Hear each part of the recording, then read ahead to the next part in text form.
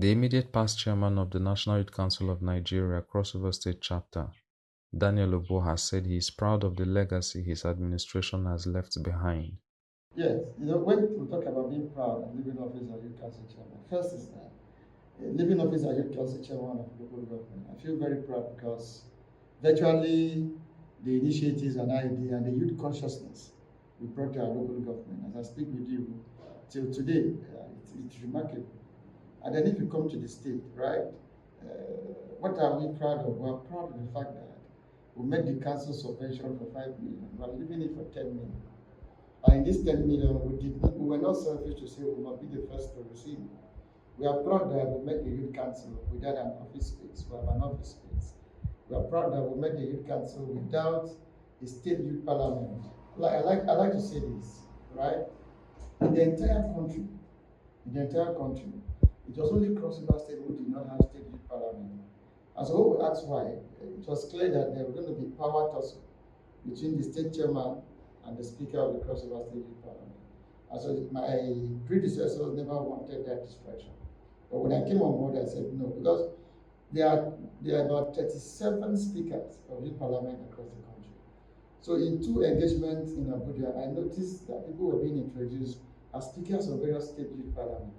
And I wonder, so I came back and brought in the first Cross River State Youth Parliament, which was headed by Gideon, and we're the second assembly as I lead. Right, so we are proud of that. We're also proud of the fact that we have the youth council structure across 196 council wards. That's our initiative.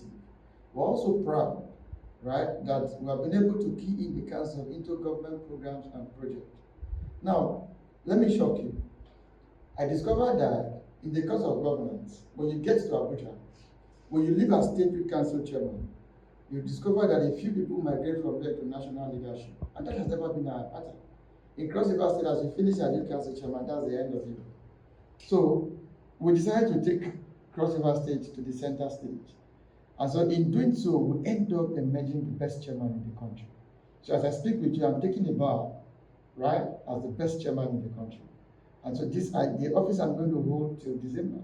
That is when the next person will emerge among the chairmen. So whoever takes over from me has also the body, right, of sustaining the best chairman, whether at the zone or at the national level. We were able to create what we call the Women Commission also.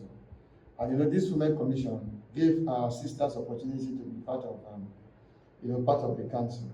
Now, the final thing we did was that in the course of governance, you will discover that when you're a youth council chairman, when you hold any office in youth council, it is believed that you're not supposed to run any elections. It is only applicable to Cross River.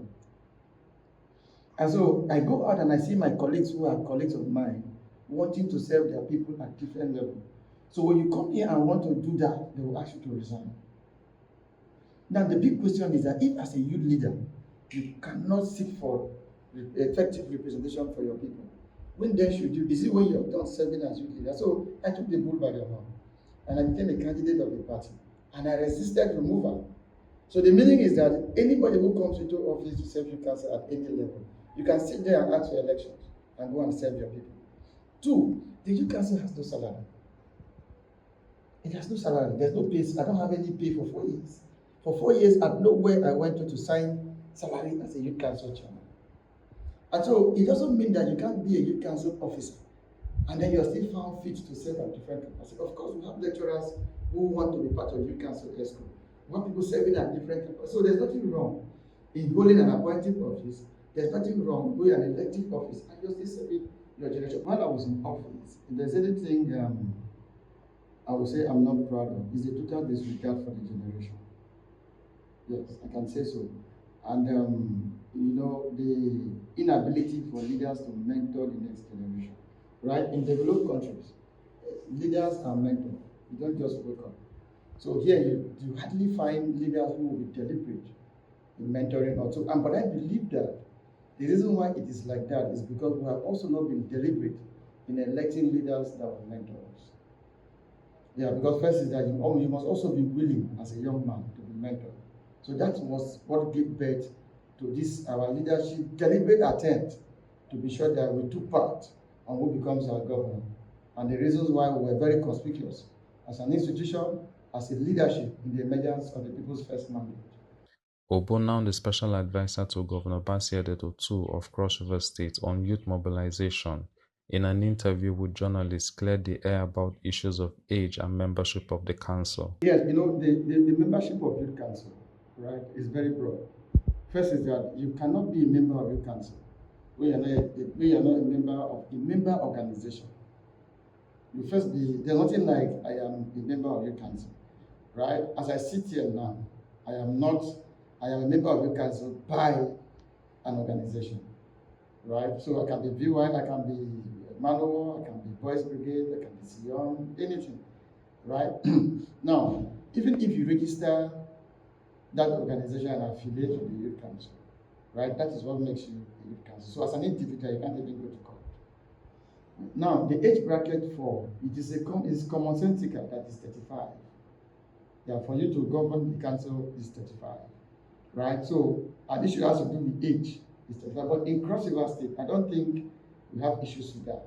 I say so because I don't think that anybody has basically challenged anybody with that. He denied allegations that his administration was an appendage of government. You know, that's a height of insult. To think that I am a government appendage is a height of insult. You know, I governed anybody who has anything to say. They have what to say after 3 years and 10 months. So the remaining 2 months that led to transition is when they have all of this to say. But I need us to know some few things. You know, a lot of things have gone wrong. A lot of information have gone wrong. A lot of people have said a lot of things. So it has become very important to clear the air and also, put society straight. But before I say that, let me give you an example. You know, there's a write-up that said I want to hand over to a cultist, to a cult member. There's another write-up that spoke about extortion. And I think that write-up is not correct. Now, when people write things about people, they sit there and say it's correct. But when they write about them, they say it's not correct. So are you saying that the same person is writing one correct thing and one that is not correct? Let's keep that aside. Whether you like it or not, everything we did in youth council, we followed suit. I contested elections. I mean, for example, I gave good, right? I gave money, I gave cartons of drinks across the 3 senatorial district, right? Even those who supported others who contested with me, which one different gave a good, gifted did say, or from the court did say. So the issue of giving good it did not start from me. He did not. That is one. 2, INEC and party. INEC form is free. But the party, is the party form free? Even for women?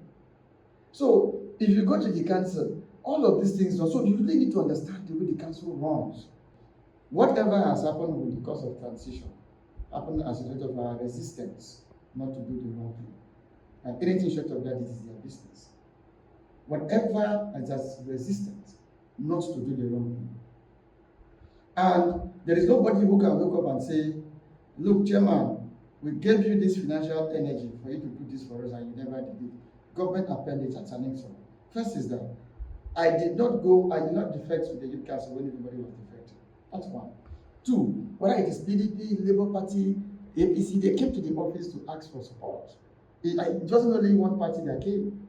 It wasn't only my party at the time that came. Everybody came to the youth house who was running elections as governor. Now, I continue to say it. If you can't get a young person to be governor, we need a young person to be deputy. And between you and I, APC gave us a young person as deputy and gave us a young man as president that we admire. And so it is only but normal, because it's an election, for us to mobilize young people to do that direction so we can get mentorship. And so that doesn't make me an appendix of government. On the crisis about his successor and fighting a government candidate, he said his crime is refusing to do the wrong thing. Now, there is so much desperation to succeed me. So much desperation. Desperation from the leaders, desperation from political office holders, sponsoring candidates, desperation from people who will tell you they are very close to the governor, they are interested in the governor. Some are even more interested in the governor than the governor himself. So there was nobody. Naturally, our funds are free. So if, for whatever reason, the CPC put up a price tag, there was nobody that was deprived. Now, Anybody that you were told that was deprived from, most likely it has to be with the guidelines. Yes, that's the most exciting part. Eventually my friend is the commissioner for youth and I'm special advisor, right? And so if government should have a candidate, I think that I should also know. Of course, you have said here, they say I am an appendix of government. How come somebody is an appendix of government and then government has a candidate is fighting? You see the contradiction. The government, if government should have a candidate, I should be the second person to know if I am not the first. And government has never told me that they have a candidate. Like I told you, there are people, I said there is one chief who is going about, very high chief, who is going about telling lies with my name because of one candidate he has. There is another person who has even threatened the youth budget in House of Assembly because of the candidate he has. Now, elections timetable have been shortlisted. Now, the process is ongoing with me as a transiting chairman. And then the procedures are not followed. And you say we should cut the law. We should do things that naturally would discredit the process the more and even offer benefits. And I said, no, I am not responsible for that. And so they attack their candidates, government candidates. Who is government? It's the governor. And so the governor does not have a candidate. Every youth in Cross River is the governor's son. Every youth in Cross River is under the governor. And so the elections for who becomes youth council chairman, irrespective of whatever youthful interests we're going to have in terms of, which is normal, the reality is that government does not have a candidate. I am not fighting any government candidate. If government should have a candidate, as a special advisor, youth mobilization, I should know. And my commissioner should tell me that if they don't want to tell me, I'm sure they should tell the commissioner. Right? So anything government candidate is fallacy. It's a big lie, and we will not yield to a lie.